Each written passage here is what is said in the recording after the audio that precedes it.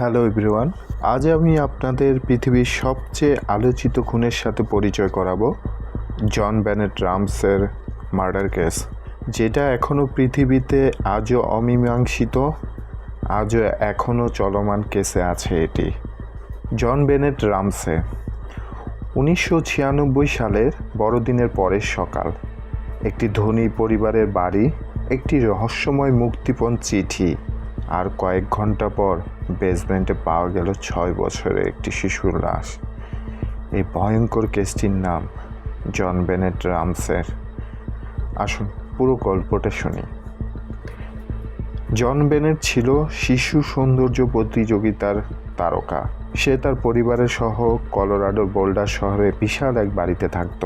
তার বাবা জন রামসে সফল ব্যবসায়ী, মা প্যাটসি রামসে সাবেক বিউটি কুইন, বড় ভাই বার্ক রামসে। বাইরে থেকে পরিবারটি ছিল একদম নিখুঁত। বড়দিনের রাত, 25শে ডিসেম্বর 1996। পরিবারটি বন্ধুদের বাসায় পার্টি করে রাতে বাড়ি ফেরে। জন বেনেটকে বিছানায় শুয়ে সবাই ঘুমিয়ে পড়ে, কিন্তু কেউ জানতো না এটাই তার জীবনের শেষ রাত। 26শে ডিসেম্বর ভোরে প্যাট্রি রামসে সিঁড়িতে একটি অদ্ভুত চিঠি দেখতে পান। চিঠিতে লেখা, আমরা আপনার মেয়েকে অপহরণ করেছি, মুক্তিপণ $1,18,000।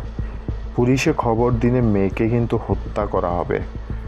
চিঠিটি ছিল 3 পৃষ্ঠা লম্বা, যা অপহরণ মামলায় অত্যন্ত অস্বাভাবিক। আরেকটি ব্যাপার, আরেকটি কথা, মুক্তিপণ কেন 1 লক্ষ না হয়ে 1,18,000 হলো? হতেও তো পারত 2 লাখ, কিন্তু কেনই 1,18,000? পরিবারের পুলিশকে খবর দেয়। বোল্ডার পুলিশ ডিপার্টমেন্ট এসে বাড়ি তল্লাশি শুরু করে, কিন্তু জোর করে ঢোকার কোনো চিহ্ন নেই, অপহরণকারীর প্রমাণ নেই, শিশুটিও নেই। ঘন্টার পর ঘন্টা কেটে যায়। হঠাৎ জন রামসে নিজের বাড়ির বেসমেন্টে যান। একটি ছোট ঘর খুলতেই তিনি দেখতে পান তার মেয়ে নিথর দেহে পড়ে আছে।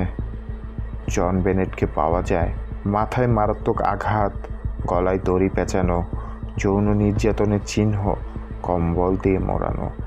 এটি স্পষ্ট অপহরণ নয়, এটি হত্যাকাণ্ড। তদন্তকারীরা দ্রুত বুঝতে পারে কিছু অস্বাভাবিক বিষয় আছে, কারণ র্যামসন বাড়ির ভেতরের কাগজেই লেখা। টাকার অঙ্ক কেন জন রামসের বোনাসের সমান।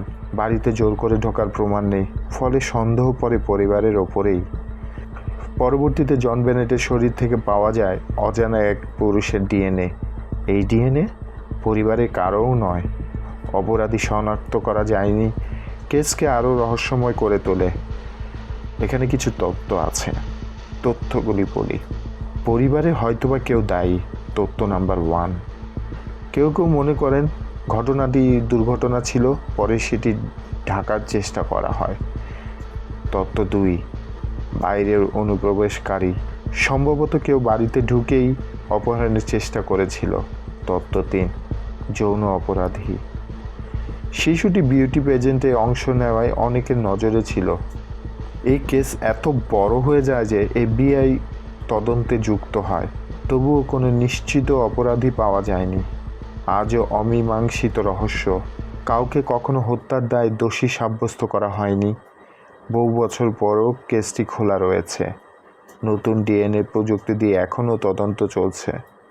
জন বেনেটের হত্যাকারী আজও অজানা, এখনও বিশ্বকে ভাবিয়ে তোলে কে সে খুনি।